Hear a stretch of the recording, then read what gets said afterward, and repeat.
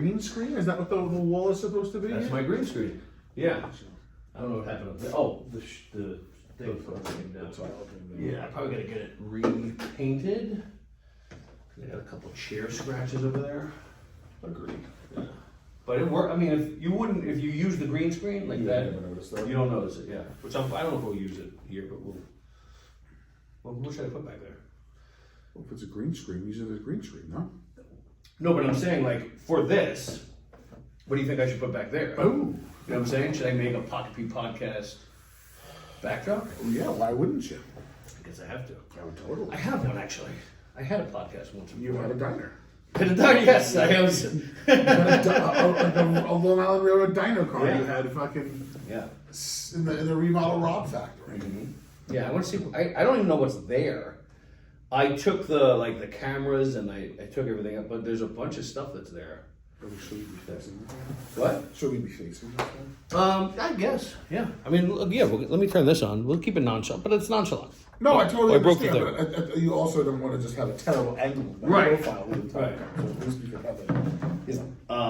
I concur. All right, here we are. Welcome to the Pocket P podcast.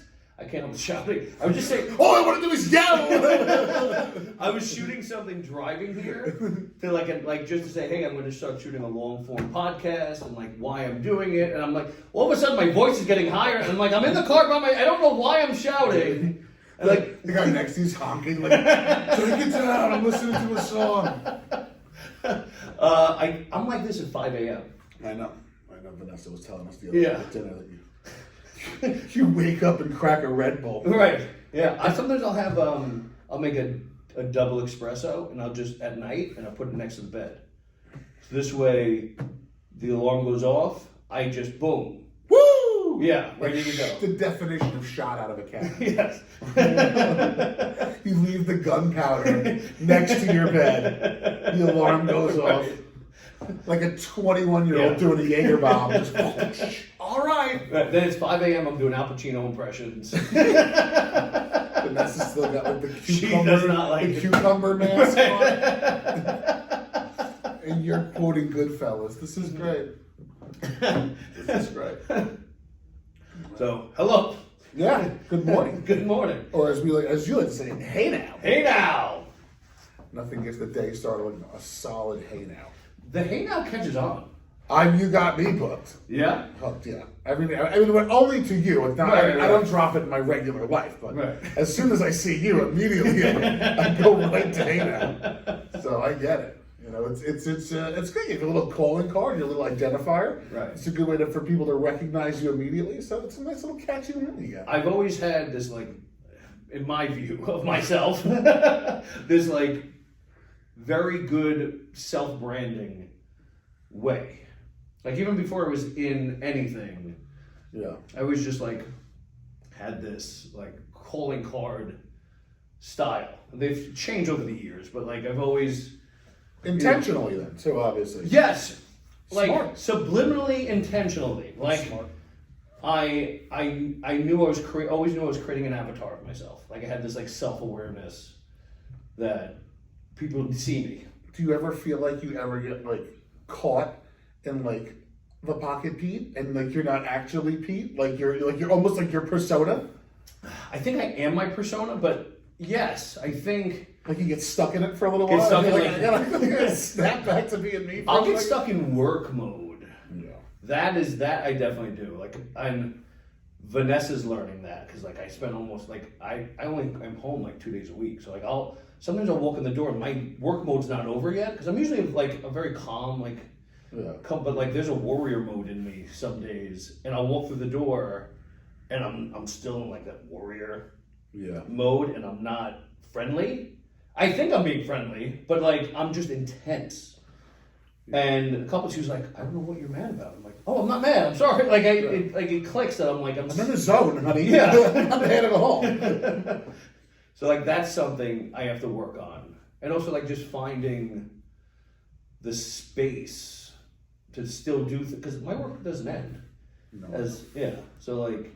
Is there any time that you can feel like that you do turn it off? Like I know we talked at dinner the other night. We talked heavily about time blocking, for instance. Yeah. Have you thought about implementing that and saying like, all right, and no more at 7 o'clock? Just we put intense Pete away, and relaxed Pete comes out. We have dinner, a glass of wine, we watch some Netflix, and relax. Yeah, and I think I can do that probably 4 days a week. Because there are days that that's a good start. 4 days is more than half. Yeah, like I have a 6 a.m. appointment tonight, so I have to keep that motion going. Yeah. But I think there's something when you cross the plane of the door, too, after a certain period of time. But like sometimes I can go to the house at 5 p.m., but my day's not over. Do you know what I mean? Because this is a mobile job. You're responsible for a lot of people and a lot of actions and a lot of listings, and you're just constantly never not talking to someone, especially and then a typical realtor, especially a good one, is probably juggling at any one given time 20 clients.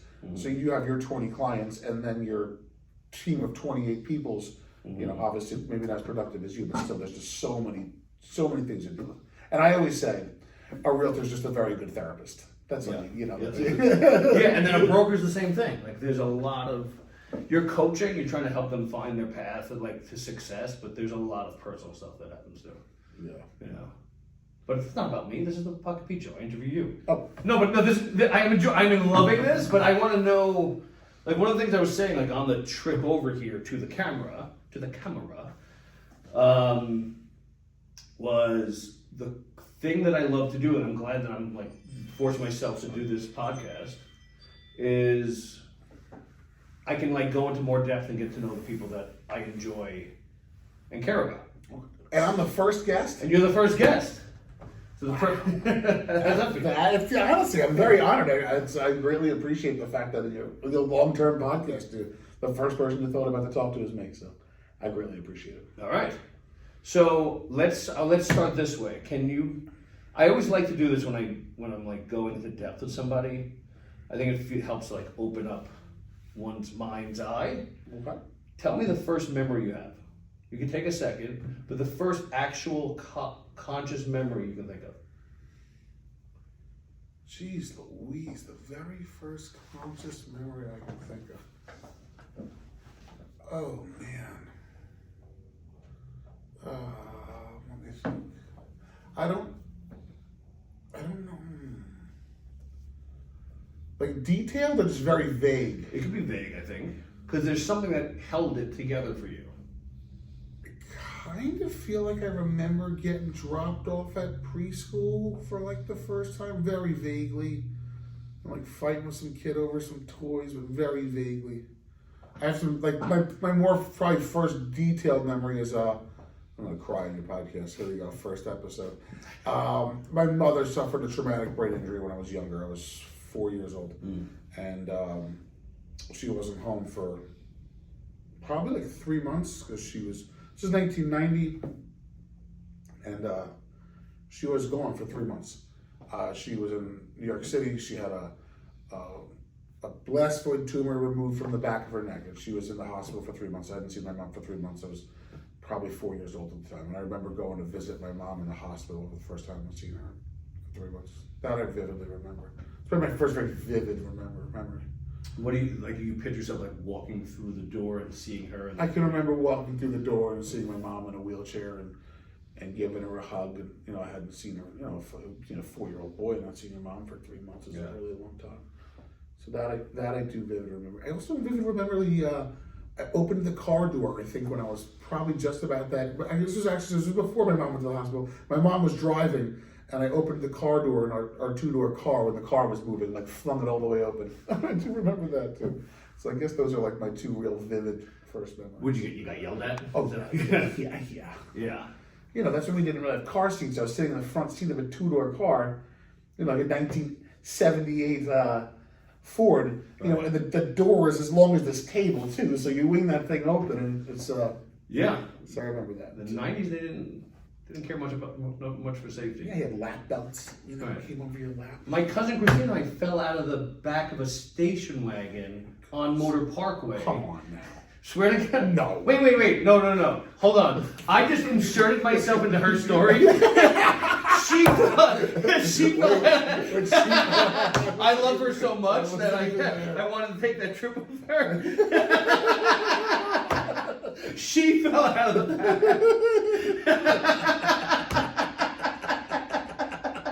I just inserted her. My memories.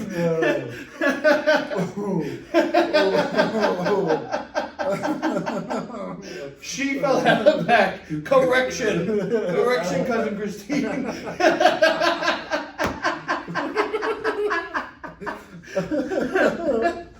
Oh, that's good. That's good. Obviously, it was a very big event at the Grosso family dinner because of Christine. Anyway, but that's how we lived. You know, we lived in Queens. We drove out to Long Island. You weren't allowed to roll the windows down. Everyone was smoking. Oh, you know, Jesus! Yeah, right. You know, that was.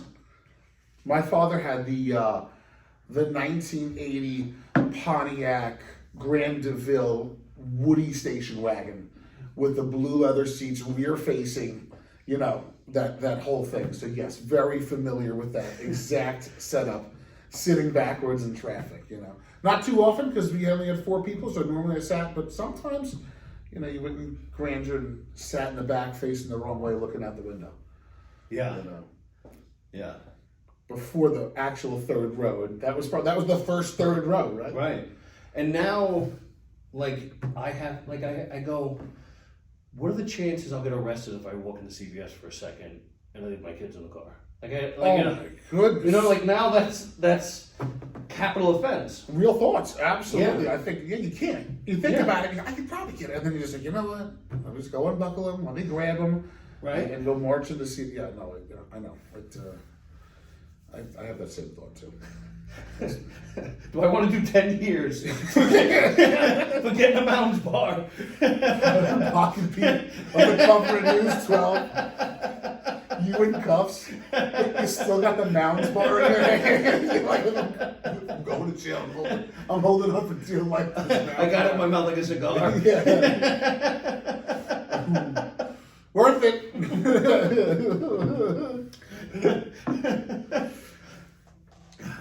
So, would you tell me more about, like, your mom had a tumor? Can we talk about that for a second? Yeah. Because that's had to be a big effect on your whole life. I think so. I think when I look back on it, it formed a lot of who I am as a person. So yeah, my mom, when I was younger, had a traumatic brain injury. She had a tumor on the back of her cerebral cortex. Was it an injury? No, it's considered a traumatic brain injury because she had to have the surgery to have it removed. This is 1990, pre-lasers and stuff. Mm-hmm. It wasn't like a cancerous tumor, it's like a blastoid tumor, so it was like a bunch of blood cells formed a clot on the back of her brain like the size of a golf ball. And so what they did is, it was like I said, the 90s, so it was just like they went in there with a scalpel and they had to cut it off the back of her, cerebral cortex, and, it was a 33% chance she wouldn't make it, 33% chance she would kind of end up the way she is now. My mother's, she is handicapped, and 33% chance she'd have like a full recovery.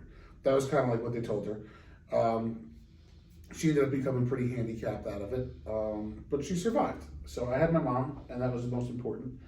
And I'm probably in the way I am today. If people know me very well, I do have a very rough exterior, but I'm also probably one of like the biggest softies and soft spot and actually caring, and will go very far out of my way to care for people because my mother is that way.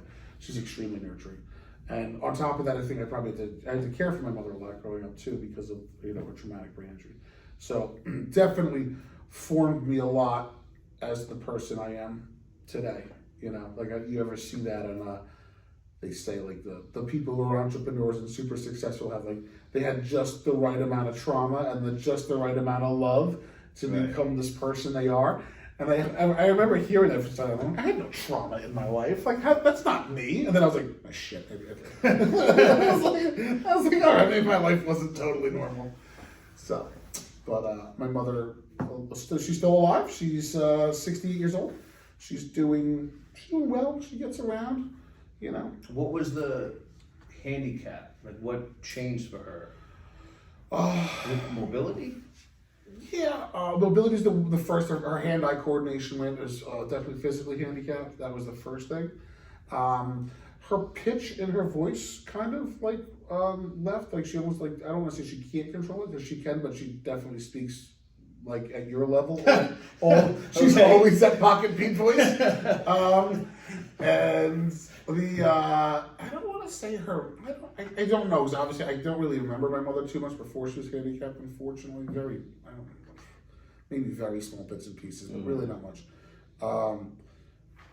And so like those are the two main things. And then she's always been a reader, and she's always been very intelligent. So I don't know if any of that changed at all. But she's an introvert too. So. What about your dad? What does he do? What did My he dad do? passed away 10 years ago, unfortunately. Were they together? So my parents I had an odd relationship. My parents had an odd relationship growing up. My parents were together. My mom obviously had traumatic brain injury, and then like myself, my father was kind of rough on the outside, stern, very nurturing person. So my mom had her traumatic brain injury. She was a totally different person afterwards, which is obviously someone that's kind of hard to be married to. So my mother and father stayed married till the day my father passed away, and my father, in a large sense, became her caretaker. On a physical level, my father took care of my mother financially and physically up until he passed. And I think that's where I get a lot of my nurturing from, and just who I am as a person as well, just because that's who my dad was. Tough, rugged, funniest motherfucker you've ever met. My dad was the funniest person that has ever lived on the face of the earth. And, and that's what I think a lot of my formative stuff comes from. So You have siblings? I have one brother. How old is he? He is 2 years older than me. Okay. What does he do? He works for National Grid in doing regulator maintenance, if that's exciting. Pretty much make sure that your gas gets delivered properly at the right pressure. Does he have any entrepreneurial? No, we are 180 degrees opposite. Mm. I think a lot of, I don't know what we're going to put out there. I think unfortunately what happened to lots of my brother is because he was the older child. He was a little bit older when my mother got sick. He kind of got shoved into this role of having to help take care of my mom a real lot. And then, like I said, my father passed away 10 years ago. My brother really kind of had to step into the role of my mother's primary care provider. And that's kind of where he's been for the last 10 years. It breaks my heart for him. I wish he had his wife and kids and family and all that stuff. But he takes care of my mom a lot of hours a week. So, he still has a job, he has friends, and he maintains good relationships with people. But I think it weighs heavily on him that he feels like the need to take care of my mother. Yeah, that is heavy. That's very. Okay. So that's getting deep. Yeah, that's what we're here to do. Yeah. So, talk to me about like how you got into when did you start thinking that you were an entrepreneur? Like when did those feelings come? Were you always doing things that are entrepreneurial? So when I was a kid, I've always been a hard worker. I've always wanted to work. I've always loved money. I always raked leaves and did that kind of stuff when I was a young kid. And then, what did money mean to you? So like you raked the leaves and you got the money. Was it a validation? Was it freedom? Like what was it about raking those leaves and getting something in your hand what did it serve for you when you were a kid? I don't know. I couldn't actually I know what made me happy. I know when I had that money, I was like, this is good, I'm happy. Yeah. For some reason. I didn't grow up with a lot. Like I said, my mother was handicapped. My father was a truck driver for the post office. I didn't grow up wealthy at all. Middle class, lower middle class to probably working class is where I grew up. It wasn't. We weren't rich. My father, we weren't poor either. The one thing about my dad is my dad could stretch a dime better than any human being that ever lived. My dad was great with money. We didn't make a lot of money. When my dad passed away, he left my mom with a very good amount of money. The house was already paid off and everything. So even though my father never made a lot of money, the money he did make, he always maxed out his 401k, and he knew how to make the money he had last. And that's where I get that from. But the entrepreneurial bug, I think I always had it as a kid. Like I said, I grew up in a house with not a lot of money, and my dad was very scared at the idea of risk. Like my dad thought the 401k was the greatest invention in the history of America. Like you just put money in it and it grows. You know, like I remember when he was still alive and I was in my late 20s, I wanted to like buy there was a 2-family in a bar in Sayville that were connected, and I was like, yeah, I want to buy this. He's like, you're absolutely out of your fucking mind. Like you're never buying something like this. And I had a great union job. I still have a great union job, and I make a lot of money. So he was just like, just keep going to work and put money in your 401k, and life's gonna be great. Like that was my dad's thing, and I kind of always wanted more.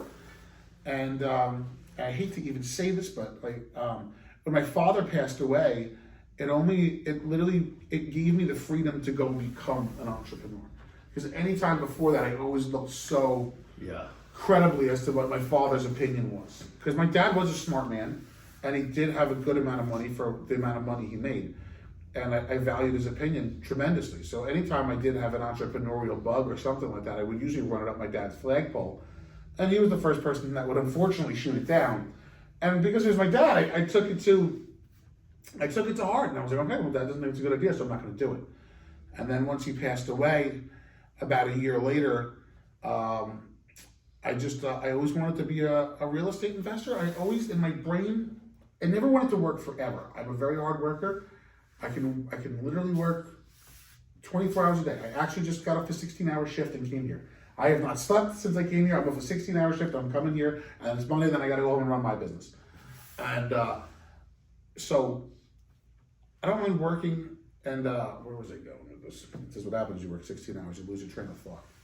Your dad, you were able to let go of... Yeah, so once my father passed away, I was able to step into that role. And I always wanted to retire early. I always wanted to retire at like 55. I never wanted to be that guy that worked till he was 75.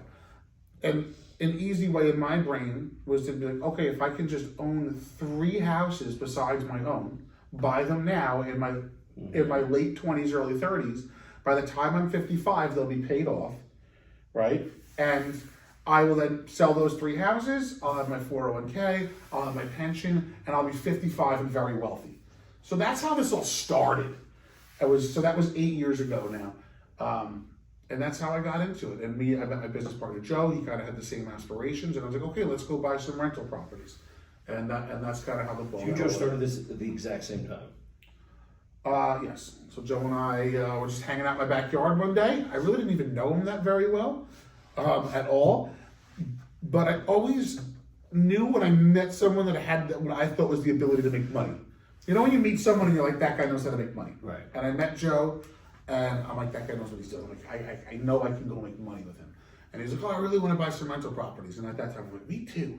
So like I said, I tied my wagon to his ship, and I was like, this guy's I figured he would take me where I wanted to go. Right. You know, or at least help me with his network and connections. We can get there together. So that's what we did. And then we didn't buy rental properties. We became house flippers, because when you buy rental properties, you only have so much capital, right? Mm-hmm. So once you're running a capital, you can't buy any more rental properties. So that's when people said, well, if you guys really want to be landlords and buy a bunch of rental properties, you need capital. Right. In order to get capital in this game, you're going to have to fix and flip houses. So that's how we got into fixing and flipping in 2016. We started flipping houses to make capital to buy rental properties. 2016, yeah. Can we circle back to your dad for a second? Yes. And not so much your dad, but like the mindset, I think, of middle-class working people.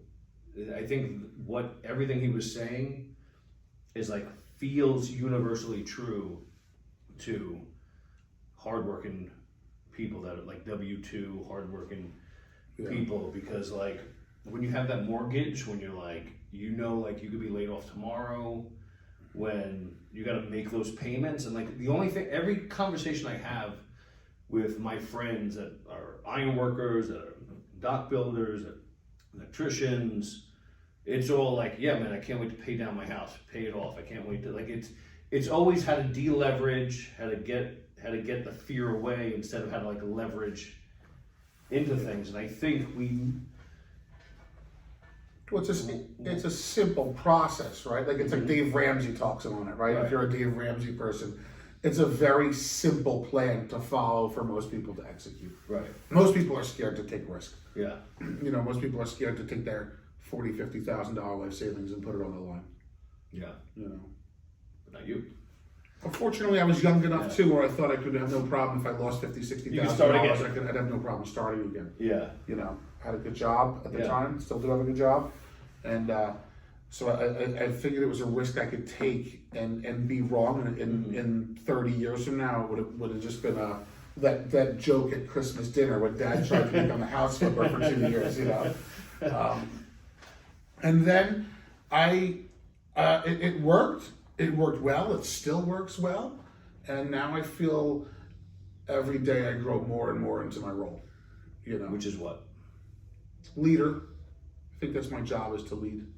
You know, it's my job to lead my team, and that's it. You know, to be not only in business but also at home, to lead the family. You know, have intentions and discipline and do all those things. And I feel like every day I grow more into that role of leading my team and leading my family. You know.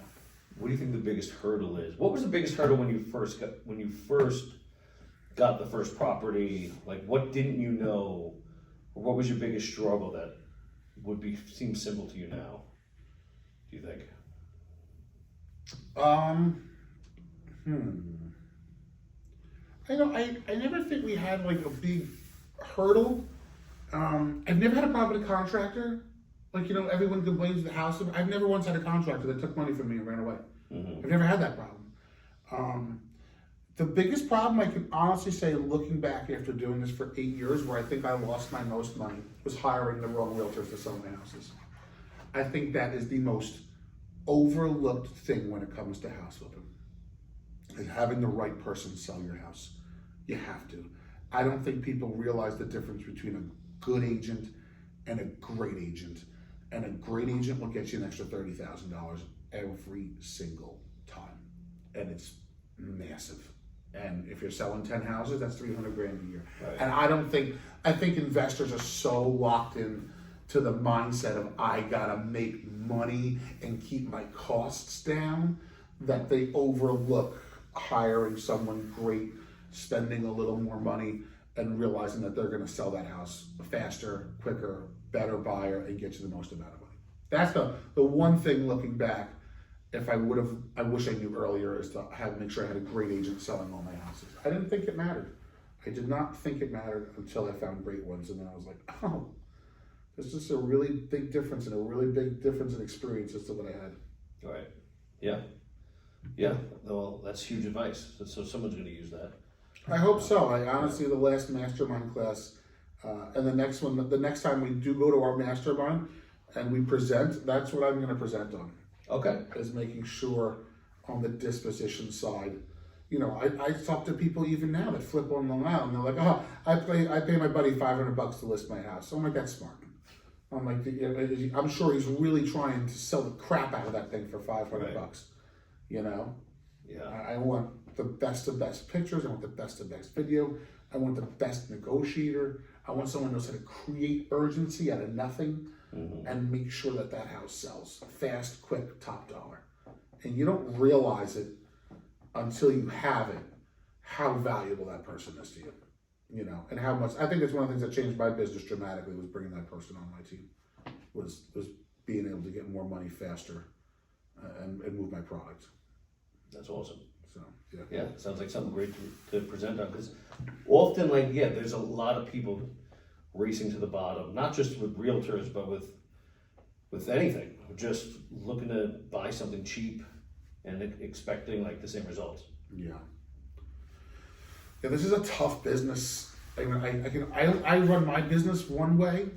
Obviously, I own a staging business, so I kind of get to peek into a lot of other people's businesses, which people don't get to do, and I do, which I kind of think is cool, because I got to learn from it too. Having that insight into other people's businesses, even if they don't know I have their insight, just by being at their projects and seeing what their houses sell for, it helps me learn. So, and that goes by even having the staging business. I firmly believe in staging. Same way as I believe in a realtor, is I think you're selling a product and you're trying to get top dollar. It needs to be the best product it can be. Yeah. You know? You convinced me of that. Like that changed for my business too. Yeah. When I started staging, you saved the day for me. Yeah. That one phone call. You know? I'm glad we could be of service. Yeah. And now you're one of our biggest cheerleaders. Yeah. We greatly appreciate that. Well, you guys are going to be doing something cool for us. I was talking to Brittany this morning. We have a house that we're flipping specifically for a combat vet. Oh, beautiful. So that we're literally selling them the house for $100 out of pocket. And including their closing costs, all their costs. The only reason is because we had to put $100 to hold a contract. Okay. So now I'm going to frame that as as something that we did for them, and then we're custom making it to their budget, and then our Rotary and this not-for-profit General Needs. When I spoke at my Rotary Club and they decided to work with General Needs and donate $20,000 towards furniture. Wow. So like we're gonna be decorating their house, putting furniture in and doing all this stuff, and she's gonna be, Brittany's gonna help us we're gonna surprise them. Hopefully they don't watch this. We're gonna surprise them having all the furniture done and so that when they come to the house it's already literally bring your toothbrush. Bring your toothbruch. Yeah. That's amazing. Yeah. Are you profiting off of this? I am making a slight profit, close to breaking even. So in the end, I'll probably lose some money. You know, nature of the beast. Yeah, but it is something that I realized could be sustainable. Because I was going to sell the house for $625,000. Okay. They're getting it for $485,000. So, yeah, so we're stressed because the budget's tight. Rob calls me every day with less hair. Scott, don't I know, it's going inwards. He's got no eyebrows.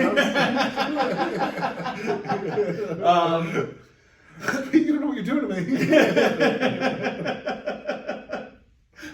He called me this morning with paint stress. They can only have one color. I'm like, we gotta give them the colors they want. And he goes, all right, we'll figure it out. So it is something that is possible to do for people and make money. I'm seeing that I can, if there's a vet in need that can qualify for a VA loan, I have a flip that I can create a registry and have a flip where they need to be, what they need, and then it shows up in my pipeline. I might be able to get them the house for nothing, make it so that it's lendable and safe and updated. We're doing all the things, but it's tight, and we're creating a different type of update because so obviously 625 and 485 is a big difference. Yeah. So it's how do we make this thing lendable so they can get in it? That was the goal. The house Just make it lendable. Just make it lendable, but then it ended up going all right, we're gonna do, but why don't we do this for them? And then we're like, well, why don't we do this for them? And then so we'd have to set some rules for the next time to not go overboard. We're trying not to do it, but we end up doing it. But we had to you could have fell through the floor. We had to fix the floors. We had to fix the roof. We had to do a ton of stuff just to get ready to do sheetrock. But if I could create a registry, and then when houses come into the pipeline that it would fit, then I could repeat this, I think, and make money, but also get vets that are getting denied, because we've tried to help this family for a year, but they have 4 kids, they're struggling. You know what happened. You have 4 kids, they eat you at a house and home, so they didn't have a ton of money to put down on contract. They're getting rejected on every offer. So literally, their only way to get them a house was to create it for them. So if there's more of these people, it could turn into a business plan. So this is kind of like a beta test in a lot of ways to see how we can help people that protected our country and still make money and maybe even create marketing too for like the people that want to contribute, and if it turns into a popular thing, there could be a lot of people that want to contribute too, that it turns into a lot of good for a lot of people. Yeah, So- I'm sure. I mean, it sounds incredible. You're doing amazing work to help someone like that. You know, that's an amazing thing you're doing for somebody, and I'm sure you probably know them personally at this point. That's why you went so far out of your way to do it. I brought my daughter to her basketball game, and he was the head coach of the other team, and our daughters are playing each other, and I had no idea. He was so like you feel like it's not just a thing you're doing in the abstract. It's like a real person. great person in the community trying to. And then I saw him. He's like, yeah. When are you? Does your daughter want to play in a travel league? He sets all his time to like help people be better. So like once they becomes a real person, That makes it much. it makes like I'm thanking him because it feels so fulfilling. I'm sure it does. You know. I've always wanted to do something like that. And I'm glad you're doing it because it's something I've thought about. And I guess out of greed, you almost, I've never pulled the trigger because it's a lot of money to walk away from. You know, so that's incredible that you're actually doing something like that. You're putting something like that together. If you could somehow turn it into a consistent, repeatable business model, that would be amazing. I'm sure you could get a full head of steam behind you between, you know, the Lowe's, Home Depot, politicians and stuff like that. Yeah. And let's face it, I don't think there's really too many people at all that don't want to see the veterans very well taken care of, especially ones with children and any type of needs. I think that's one common ground pretty much everyone falls on is the people that protected this country. You know, if they need something, we need to try to help get it to them. Yeah. And I think, you know, if you can build that sustainable, I'm sure you could get that train rolling downhill pretty quick. Well, I guess we should give it a shot, right? Doesn't sound like a terrible idea. Yeah, I mean, really, like just trying to figure out, can you make it lendable? Because like making it lendable is different than if that's their needs. Like they need a house, they can't afford a house, they're handy, and if the house isn't too bad, which you end up doing everything, but it's possible. It's possible, and it's possible to make it profitable. And if it's profitable, you can repeat it, and then everybody wins. Yeah. You know. The one thing I had a house that we wholetailed. I've had two actually in the last year that we bought and then just resold as is. That, you know, like you said, they were just lendable. You know, they weren't exciting, but they were livable. You know, totally someone could move in there and live there. Right. You know, and then it's that's probably to those people that's a palace. Yeah. You know, for someone that's trying to get themselves into a house. Yeah, I mean, I think they were at the point where they were giving up, you know, and. Well, that's so admirable that, you know, you're going to save it. Do these people know that you're doing this for them? Oh yeah. Oh, yeah. They because they have to get the mortgage and everything. They got to get the mortgage. They got to pick yesterday. We had a thing at Flanagan's for the St. Patrick's Day parade, like a fundraiser. Okay. And I brought them, and they met Lonnie, who runs General Needs. He's in charge of getting them all the furniture, appliances, and all this other stuff. So we sat with them there, and he was telling them, like, they were asking what kind of colors do they like, what sports teams do the kids like. Like they're really like trying to figure out how to like really make it custom for them. I wonder if you could do something where you could find, obviously our niche is finding houses at a discount off market. Mm-hmm. You know, if you could create some sort of 203K program so they could get themselves into like a nicer house, something like that. Yeah. Well, their budget was that. Yeah. So like they didn't have cash to put down. So you're doing a seller's concession for them? Doing $27,000 seller's concession. So like that's what they're literally only coming out of the pocket $100. You're doing God's work, young man. It's pretty cool, right? That is incredible. Yeah. I give you credit. Because listen, even though it's such an amazing thing to do for somebody, and it's absolutely incredible. What you're doing for these people is amazing. And anyone that watches this would say that's amazing, but as someone that's in this business and knows how much time, energy, and effort it costs to actually do this house, you're going to spend a couple hundred hours doing all this work, and probably if not more, because you're not only are you actually renovating the house, but you're also going out of your way to make connections to find furniture, reach out to my network to have the house decorated, etc. So you're not only are you just doing your regular renovation and flip, you're going above and beyond. Yeah. So I know that takes a lot of energy and effort and time, which is so valuable to people like us because we don't have a ton of it. So I really commend you on doing all that. It's really amazing, because I know it's a lot of work that goes into it, and obviously your payment is the joy of helping somebody else. Right. Yeah, we're hoping to create a really cool moment out of it, and obviously a really cool life for them. But like when they pull up the thing, like I want to. You own a house. Yeah. Because of this guy. Yeah. Well, not so much that, but that helps. Yeah, but that's a great feeling. Yeah. I helped someone that much. You literally are going to change the trajectory of somebody's life. That's huge. I like how you put that. Right? And how else can you say it? Right. These people now have a place that's safe, comfortable, warm to bring their family, to bring their kids home to. That's huge. Especially to someone like them who probably don't have that right now. Mm-hmm. You're going to change the trajectory of their life. You absolutely are. There's no other way to put it. So maybe you'll get them to sign the list. Okay. Yeah, that's a great idea. Look at that. Would you look at that? That's what I'm here for. That's why I'm number one. Yes, number one. All right. I don't know what else to cover. Is there anything you want to chat with me about? I thought about this the other day. I was wondering what has been your best, what gives you the best fulfillment as a business owner?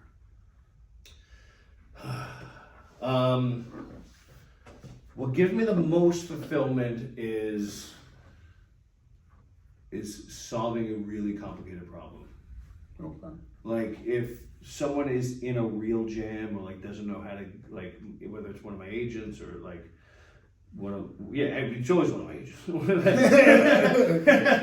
It's always Bob. He sits right over there. Yeah, always got a problem. It's not individually, but it's always somebody about a client, but this is the big problem. How do we navigate this?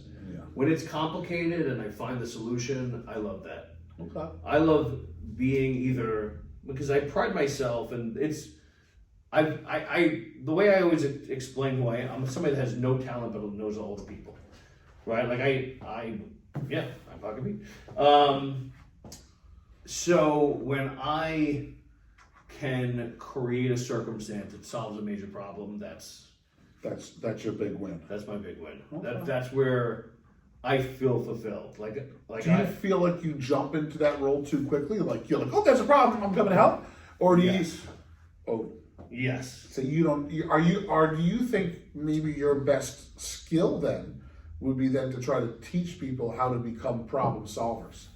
Because if you could create more people like you, obviously, then maybe your life has less meaning. But at least then you have a lot more things to, free up time for yourself. Yeah, I think that's the thing, is that I gravitate towards wanting problems. I gravitate, I think I am a lot of times, sometimes people ask me questions only because they know I'll solve it and they don't have to worry about it, right? But I read that and I put it back on them. I can do that. Okay. But I do, I've had friends call me with a problem, and they should have called me 2 months ago, and I'm upset they didn't call me 2 months ago. I've had people, they get, if they bought a car, I'm like, why didn't you call me? I have that, my first instinct is you did a thing without me, and yeah, but you're a little busy. Right, I know, but still, but it's this internal thing in me, and actually, Vanessa has a life coach, and who side conversation, her name is Jadina. Okay. And then one day I walked in, into the house while they were coaching, and I see Jadina on the screen, and my life just blew up, because I pictured a gray-haired black lady Okay. that was like wise and A prophet. prophet-looking person. Yeah. And she's this beautiful blonde, looks like beachgoer. So like my head just exploded because I, for months, had this picture that was so sure Jadina Was X. was X. Totally froze me. But anyway, I sat with her, with Jadina and Vanessa, because Vanessa and I are starting a business together. So the conversation was like, how do we run a business and not ruin our relationship? Right? So one of the conversations with White Jadina was You just refer to her as White Jadina.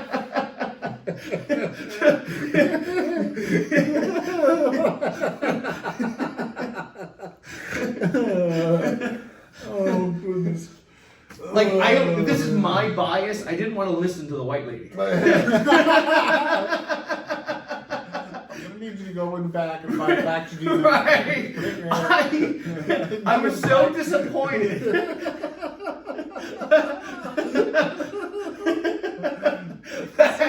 I had to recalibrate that. I have to give her a chance. I immediately wrote her off. Right. Or no partner.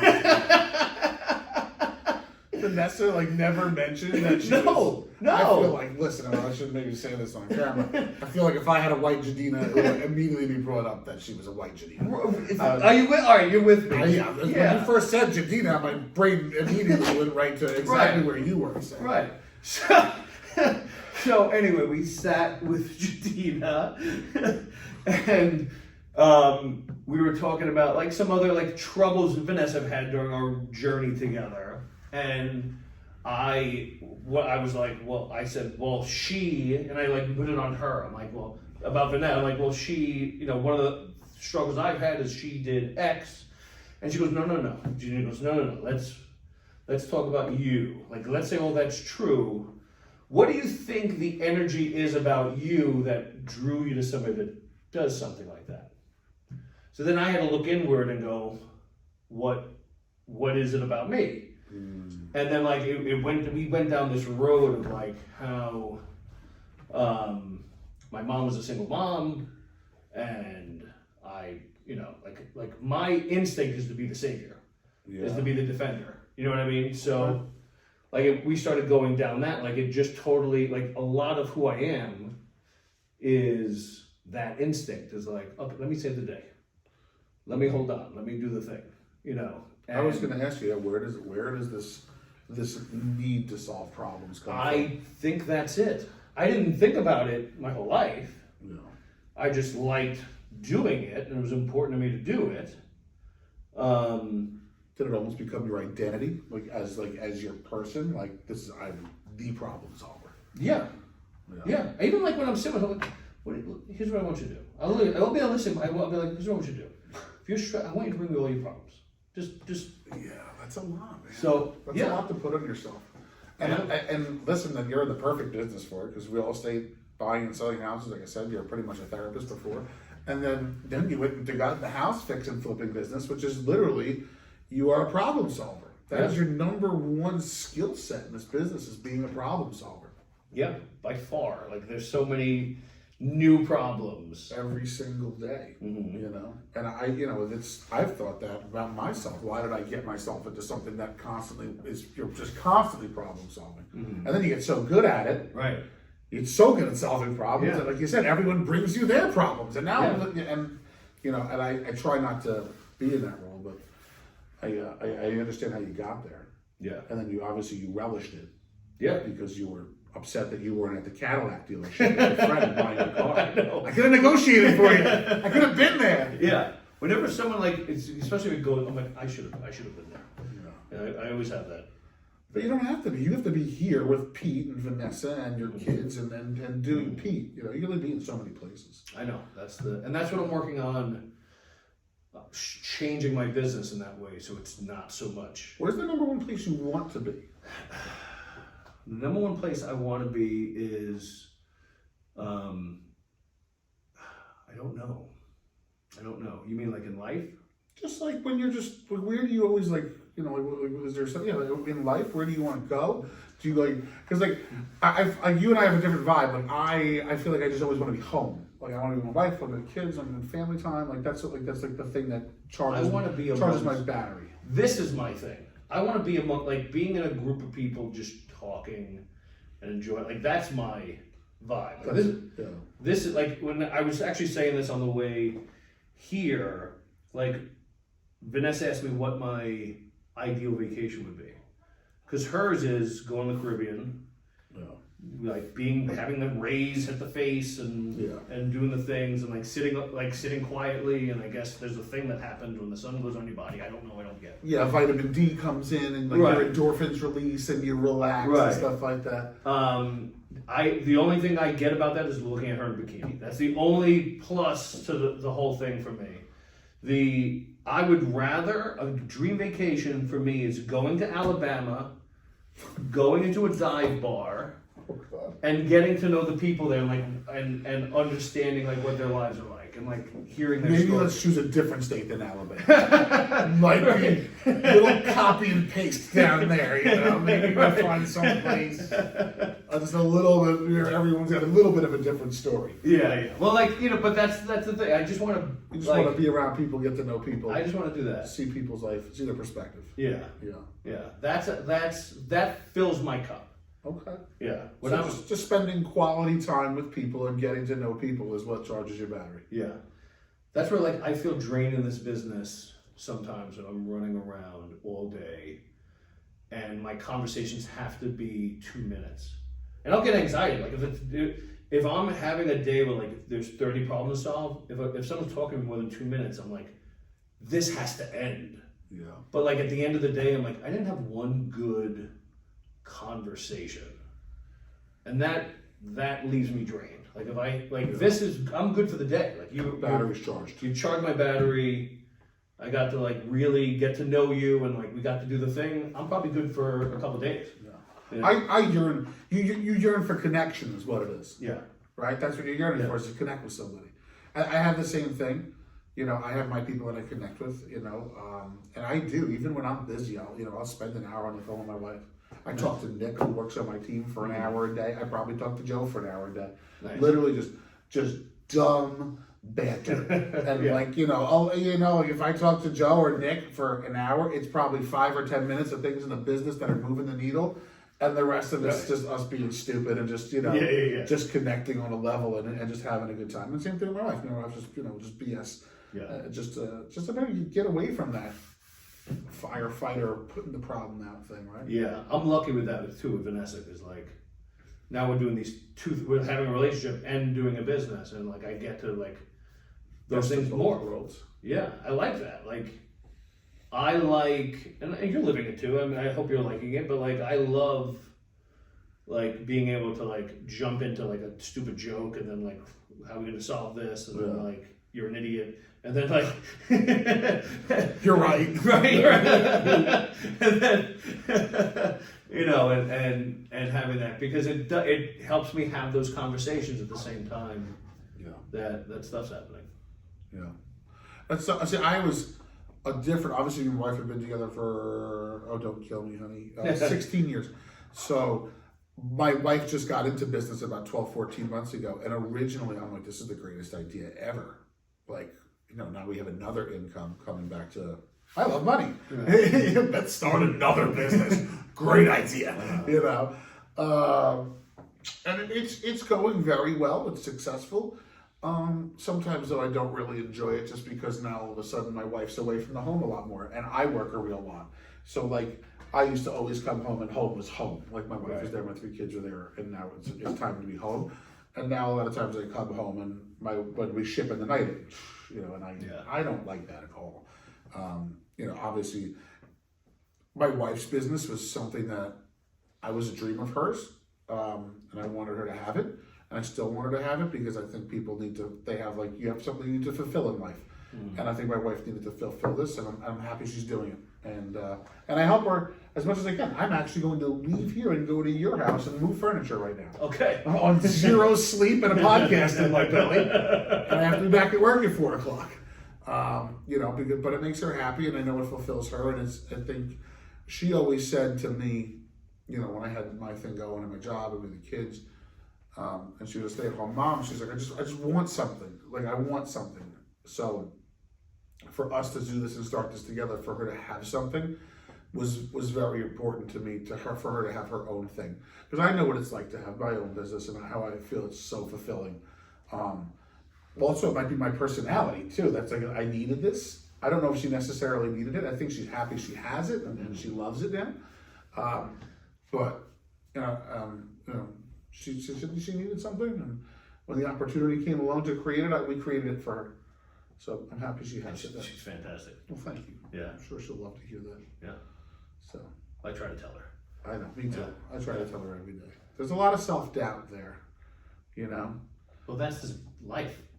Is it? You don't have just undire confidence? I have this combination of exhaustion and dire confidence. Like you can't be an entrepreneur without thinking it's going to be okay, but it's not okay right now. Like it's always it's going to be okay. But there's always like the problems, especially when like you're the head of a company like you are or I am. You're only hearing the problems of your company. Like true. Every time the good things are handled. Yeah, the good things handle themselves out. You don't need to insert yourself in the good part. So all you're hearing, you have to remind yourself you're doing good, because all you're hearing is this is a problem. We got to solve this problem. So like it feels like all your company is problems when there's a lot of good that's coming. But yeah, I've been blessed with more confidence than I deserve. I agree. I'm the same way. I'm stupidly confident. Yeah. I think to a fault sometimes. Like I don't. Yeah. I always think everything's going to work out. This is going to work itself out. Like this is going to be great. Right. Why wouldn't it be great? Right. So, I don't. Do I quite? Yeah. Sometimes, of course, you just always have those moments where maybe I'm going to lose money here. Maybe this isn't going to work. But I don't ever think it's because of something that I'm doing. I usually think it's more, things like that I can't handle, like the market itself. Or something like that. Yeah. My ability to buy a house at the right price and do the right rehab and sell it for the number, I think I have full confidence in that. Now, if the number shifts at what I think I'm going to sell it at, that's not something I can really control. Yeah. But as far as actually pulling the strings and those things, I believe in myself, and Yeah, and I believe in you too. And I have the same confidence. Everything you described, where I don't have confidence, is like where I'm bad at the paperwork, the documents, like the KPI, and that's where Vanessa steps up. That's amazing. That's what the amazing part is. That I have finally found somebody.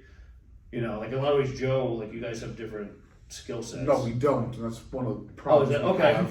One of the big problems we have. We have the exact same skill sets. Okay, so you hire out to. We actually just found the perfect person for our business 7-8 months ago, who takes care of all of that for us. Literally KPIs, P&Ls. They actually take care of making sure all our marketing goes out on time. They're borderline like a CEO type person that runs the stuff in the business that I'm terrible at. That's awesome. And it was much needed. And that's why I think this year our growth is going to be exponential this year. I have been stuck flipping 15 houses for 7 years now. I have no doubt in my mind I'm flipping 40 houses this year. I have the team together. Mm-hmm. And I think more than anything, the team has bought into the vision, which the other day, we had our monthly meeting together. The whole team got together. There's 6 of us there, which is something, circle back real quick. That thing you say, oh, look how far you've come. I have a 16-member house flipping team. Yeah. When you tell people that, I have 6 people that work for you. I don't have 6 people that bang nails. I don't have 6 people that, tighten wires and hang. No, I have 6 people that literally just focus on helping me buy houses. That's a lot of people. Yeah. Most people are just one person walking around out there looking at houses, trying to do everything. We have a 6-person team that literally just focuses on buying houses. That's all our job is. And that was a big thing. And my other big thing is, we had our monthly meeting today. We got up after 2.5 hours, and I could just tell everyone's bought into the vision, everyone's bought into being on the team, and everyone is thrilled to be there. And it was probably the best feeling I've ever had as a business owner. I was like, everyone is fucking thrilled about this. This is great. I'm like, this is so. Everyone's just as excited as me about to see where we're about to take this. Right. And I feel like we're going to go from 15 to 40 this year, and it's already lining up. We have 4 contracts already this year. We have 4 accepted offers right now that we're trying to get from accepted offers 2 contracts off market. So, and if that works by the end of February, I'll have 8 contracts in my first 2 months of the year. That's sick. So that's a great start to the year. Yeah. So I'm really hoping that we'll back into that 40 number, and who knows, maybe we could hit the gas pedal and do 50. And then? Yeah. And then who knows where it goes from there. Right. So we'll see. Absolute pleasure, my friend. Same here. See you soon. Hey now.